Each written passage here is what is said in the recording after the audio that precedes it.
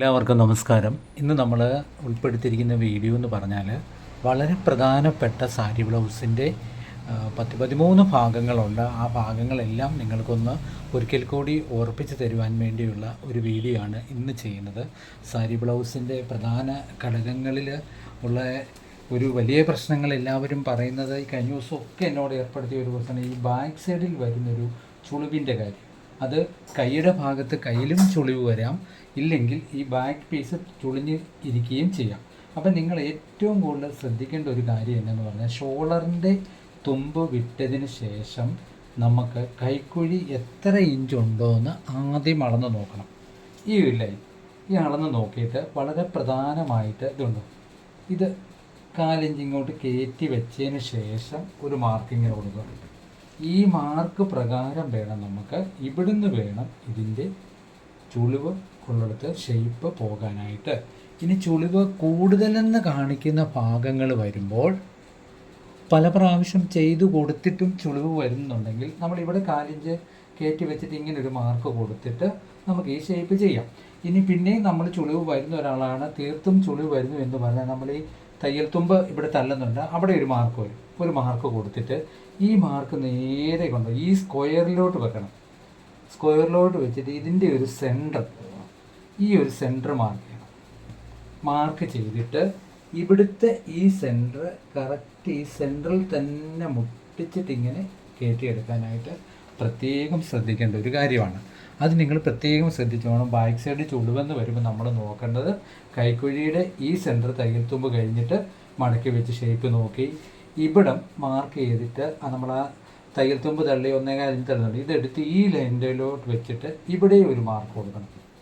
ഇങ്ങനെ മാർക്ക് കൊടുത്തിട്ട് ഇത് രണ്ടും കൂടെ ജോയിൻ്റ് ചെയ്ത് വേണം നമ്മൾ കൈക്കുഴി ശ്രദ്ധിക്കാൻ. അത് പ്രധാനമായിട്ട് നിങ്ങൾ ഓർമ്മയിലിരിക്കണം, ചുളിവുകൾ വരുമ്പോൾ ഉള്ളതാണ്.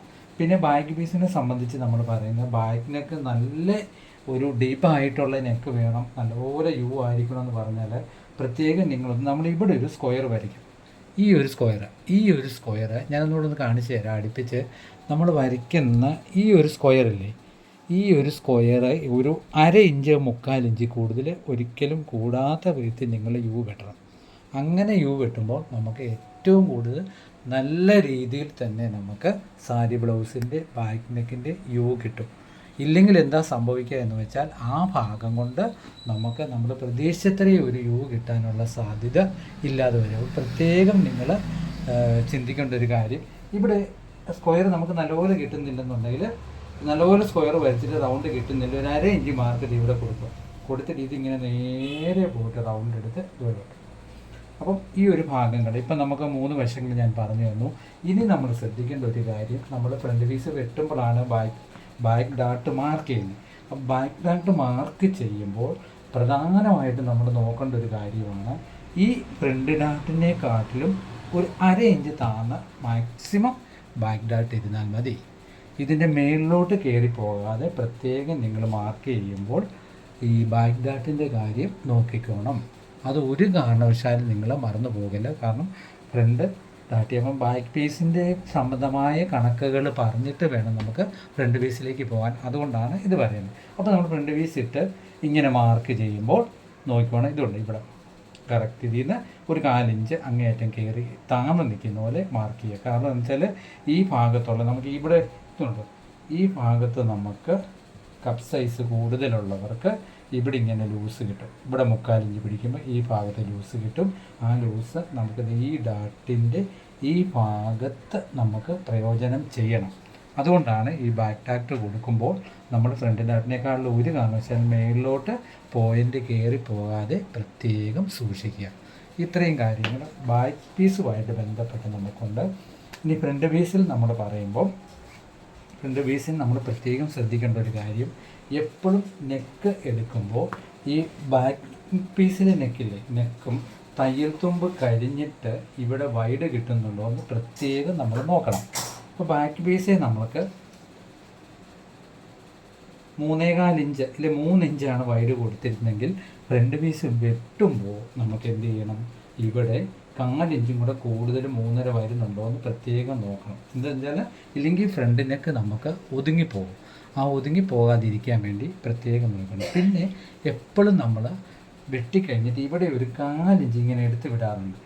അത് എടുത്ത് വിടുമ്പം ഈ സെൻട്രൽ ഡാട്ടുമായിട്ട് നമ്മൾ ബന്ധപ്പെടാത്ത രീതിയിൽ തന്നെ ചെറിയ ഓവലായിട്ട് എടുത്തുകൊണ്ട്, കാരണം അതാണ് നമുക്ക് നെക്ക് പിടിച്ചു നിർത്തുന്ന ഒരു വലിയ സംഭവങ്ങളിൽ ഒന്നാണ് ഈ സെൻട്രൽ ഡാട്ടിൻ്റെ മേൽവശത്ത് നമ്മൾ എടുത്ത് വിടുന്ന ക്രോസ് പീസ്, ചെറിയ 4 ഇഞ്ച്. അതായത് ഈ സത്യത്തിൽ അത് വെട്ടിക്കഴിയുമ്പോൾ ഈ കൊടുക്കുന്ന തയ്യൽ തുമ്പ് ഇവിടെ നിന്ന് നമ്മൾ എടുത്ത് കളയുക. അപ്പം അത് ഫ്രണ്ട് ഇച്ചിരി കയറി നിൽക്കുമ്പോൾ ഈ യു നന്നായിട്ട് നമുക്ക് കിട്ടും. ആ കാര്യം നിങ്ങൾ പ്രത്യേകം മറന്നു പോകാതെ തന്നെ വെക്കണം. പിന്നെ ഈ ഡാട്ടുകൾ തമ്മിലുള്ള വ്യത്യാസം, ഈ ഡാട്ടുകൾ തമ്മിൽ എപ്പോഴും 1.5 ഇഞ്ച് 1.25 ഇഞ്ചോളം വ്യത്യാസം വരുത്തിയേ നമുക്ക് ഈ 3 ഡാട്ടും നിൽക്കാവുള്ളൂ. എങ്കിൽ മാത്രമേ ഉള്ളൂ നമുക്ക് ഈ കപ്പിൻ്റെ അവിടുത്തെ ലൂസ് കറക്റ്റായിട്ട് കിട്ടുകയുള്ളൂ. ആ കാര്യം പ്രത്യേകം നമ്മൾ എടുത്തോണം. അത് 1.25 ഇല്ലെങ്കിൽ 1.5, ഇത് തമ്മിലുള്ളൊരു വ്യത്യാസം എപ്പോഴും ഈ റൗണ്ടിങ്ങനെ നോക്കിപ്പോണം. ഒരുപാട് അടുത്ത് പോയെങ്കിൽ നമുക്ക് പോയിൻ്റ് അങ്ങ് കൂർത്ത് പോവും. പോയിൻ്റ് കൂർത്ത് പോയാൽ എന്താ സംഭവിക്കുന്നതെന്ന് ഈ ഭാഗത്ത് നമുക്ക് ചുളിവ് ഒരുപാട് കൂടാനുള്ള സാധ്യതയുണ്ട്. അങ്ങനൊരു ചുളിവ് കൂടുമ്പം അത് ഈ നെക്കിൻ്റെ ഈ ഭാഗത്ത് ഇങ്ങനെ ചുളിഞ്ഞ് നിൽക്കാനുള്ള സാധ്യതയുണ്ട്. അങ്ങനെ ചുളിഞ്ഞ് നിൽക്കുമ്പോൾ അത് കൈക്കുഴിയുടെ ഭാഗത്തേക്ക് വരും. അതും ഒരു പ്രധാന ഘടകങ്ങളിലൊന്നാണ്.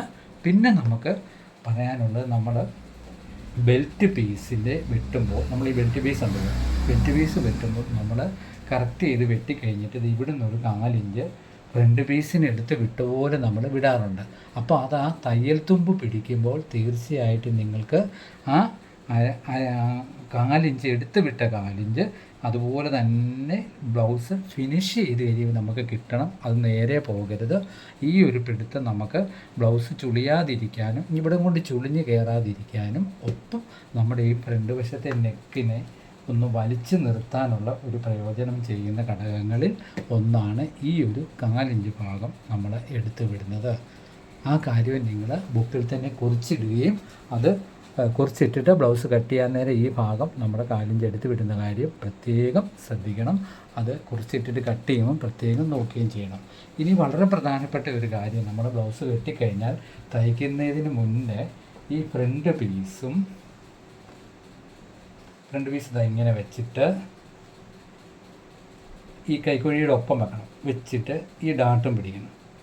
ഡാട്ടും ഇങ്ങനെ പിടിച്ചിട്ട് നമ്മൾ ഈ ബെൽറ്റ് പീസ് ഇതിൻ്റെ ഒപ്പം വെക്കണം. പറഞ്ഞ കണക്കും പ്രകാരം തന്നെ ഒപ്പം വെച്ചിട്ട് ഈ സൈഡ് നമ്മൾ പ്രത്യേകം നോക്കേണ്ട ഒരു കാര്യമാണ്. ഈ ഒരു സൈഡ് ഫ്രണ്ടും ബാക്ക് പീസുമായിട്ട് നമ്മൾ വെട്ടിക്കഴിയുമ്പോൾ കറക്റ്റാണോ എന്നുള്ള കാര്യം പ്രത്യേകം നോക്കണം. അതെന്താണെന്ന് വെച്ചാൽ അത് നോക്കിയില്ലെങ്കിൽ അത് വലിയൊരു പ്രശ്നങ്ങൾക്ക് ഇടവരും. ബ്ലൗസിൻ്റെ എല്ലാവിധ സെൻറ്റർ ഭാഗങ്ങളിലും നമുക്ക് വളരെയധികം പ്രശ്നങ്ങൾ കാണിക്കുന്ന ഒന്നാണ്. ചിലർ എന്നായി എന്ന് പറഞ്ഞാൽ ഈ ഭാഗത്ത് കുറവ് വന്നെങ്കിൽ ഫ്രണ്ടിൻ്റെ കൈക്കുഴി വെട്ടി അഡ്ജസ്റ്റ് ചെയ്തിട്ട് ഈ സൈഡ് പിടിക്കും.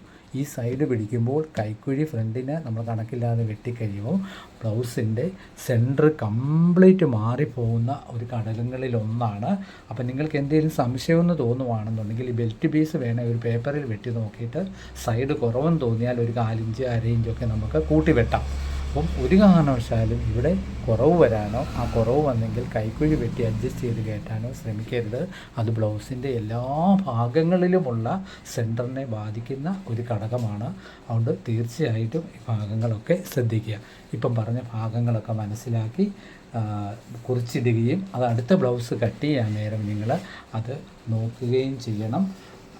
പ്രധാനമായിട്ട് തന്നെ കുറിച്ചിടണം. അതുപോലെ തന്നെ കൈക്കുഴിയുടെ കണക്ക് എന്ന് പറയുന്നത് ബോഡി വണ്ണത്തിൻ്റെ 4/1 1 ഇഞ്ച് കുറച്ചാണ് കൈക്കുഴി നമ്മൾ എപ്പോഴും തീർന്ന് കിട്ടേണ്ടത്. കൈവണ്ണം കുറവുള്ളവർക്ക് മാത്രം നമ്മൾ കട്ടിങ് ചെറിയൊരു രീതിയിൽ മാറ്റം വരുത്തും. കൈക്കുഴി വെട്ടുമ്പോൾ പ്രത്യേകം നിങ്ങൾ ശ്രദ്ധിക്കേണ്ട ഒരു കാര്യം, കൈ മാർക്ക് ചെയ്ത് കഴിഞ്ഞിട്ട് ഷോൾഡറിൻ്റെ ഇവിടെ 1/2 ഇഞ്ച് കൊടുത്തിട്ട് റിഗാൾ ഇങ്ങനെ വെച്ച് കറക്റ്റ് ചെയ്ത് നോക്കണം. നമ്മൾ എത്രത്തോളം ഇത് കറക്റ്റാണെന്നുള്ള കാര്യം നോക്കിയിട്ടേ ഉള്ളൂ നമ്മൾ കട്ടിങ് പൂർത്തീകരിക്കാവുള്ളൂ. കാരണം കൈ വലിച്ചു പിടിപ്പിച്ചാലും ഹംബോളിൻ്റെ ഈ ഇവിടം കൈക്കുഴി വലിച്ചു പിടിപ്പിച്ചാലും നമുക്ക് എന്ത് സംഭവിക്കും? കൈയുടെ ഭാഗങ്ങളിൽ ചുളിവ് വരാനുള്ള സാധ്യത കൂടുതലാണ്. അപ്പോൾ എന്ത് ചെയ്യണം? മാർക്ക് ചെയ്ത് കഴിഞ്ഞിട്ട് നമ്മൾ ബാക്ക് പീസും കൈയും വെച്ച് കൃത്യമായിട്ട് നോക്കിയതിന് ശേഷം വേണം നമ്മൾ കൈ കട്ട് ചെയ്തെടുക്കാൻ. അപ്പോൾ ഇനി മാർക്ക് തുല്യമായിട്ട് വരും. നിങ്ങൾ നീളത്തിൽ കൈ കൂട്ടിയാലും റൗണ്ടിൽ നിങ്ങൾ കൂട്ടിയാലും കൈയുടെ ഭാഗങ്ങൾ വലിച്ചു പിടിപ്പിക്കാതെ ഇല്ലേ കൈക്കുഴിയുടെ ഭാഗങ്ങൾ ഫ്രണ്ടാണെങ്കിലും പിന്നെ ബാക്ക് പീസ് ആണെങ്കിലും വലിച്ചു പിടിപ്പിക്കാതെ ശ്രദ്ധിക്കുക.